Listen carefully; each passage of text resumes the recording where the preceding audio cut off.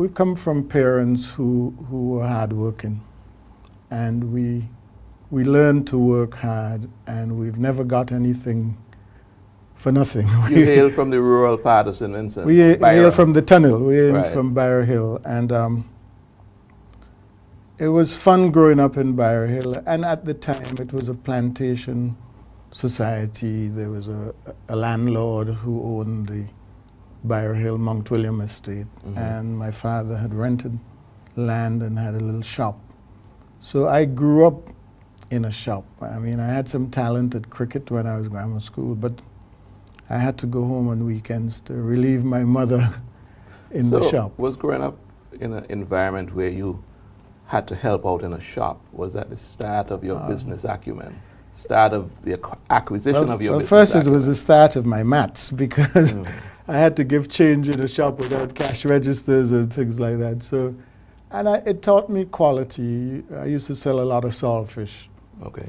It was Cheap a in those saltfish days. shop. Yeah. Cheap in those days, wasn't it? And my father and mother taught me how to give everybody a piece of good and the piece of the bad. You cut the tail and you cut in the middle, and you get a piece of the tail with a piece of the flesh, and which same thing I do at the Kentucky right now. I guess, I learned a lot about customer equity and customer satisfaction. You know, that was my mother instilled from young.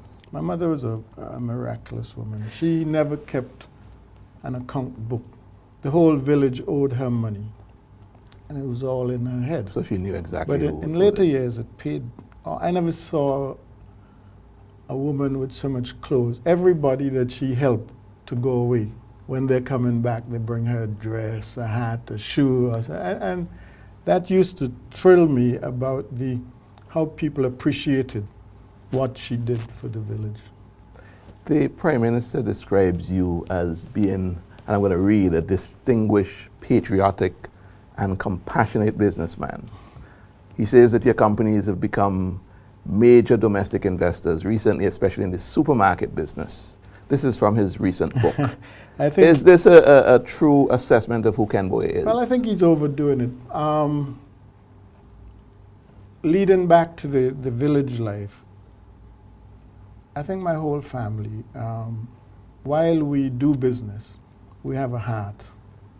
You couldn't grow up in Byre Hill without, somebody told me another quote, I haven't seen the book, that he quoted my saying that my pocket is on the right, my heart is on the left. You can't help. No, your hand is in your right pocket and your left hand. Your right hand is in your pocket and your left hand is on your heart. That's it. Well, I say my actual quote was that, you know, that my pocket was on the right, but my heart was on the left. And you can't grow up in a village society where there was, you know, we went to school sometimes barefooted. We had to go and drag water,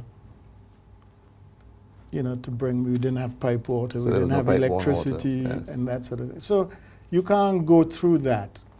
You'd have to be a very hard heart to come up, and you make it a little bit and turn you back against people. So my upbringing, I think you find the same with Keith, the same with Anne. There are people who tell me Anne is the most friendly person in St. Vincent. She has a big heart. Bassie told me recently that she does. I've had personal experience with that. And this comes from the family upbringing. It's a way. So for me to become a rabid capitalist is not on the table. On the other hand, I do believe that the private sector is the way to go. I believe that private enterprise is the way to lead our country.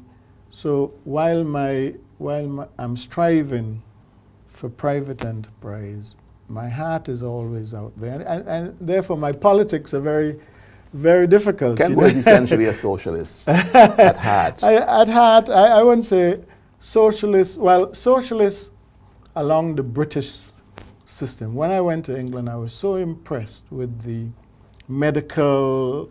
It seems as though they took everybody to a certain level, and from then on, you fend for yourself. You fend for yourself. You know, I always say that I'm not so that you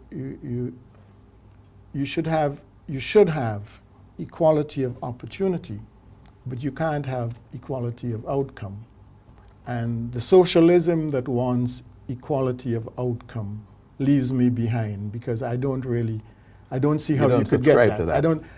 I think all of us should have a equal opportunity. I like the education revolution. I think it's going to pay off. I think everybody should be given a fair chance. But you can't tell me that if we're all being given a fair chance, that when we get down the road, there should be if I work that extra hour, Yeah. if I juggle the ball so that my work doesn't drop, So you should be rewarded on merit. I and not believe you. based on, I believe you on should. something that's preset.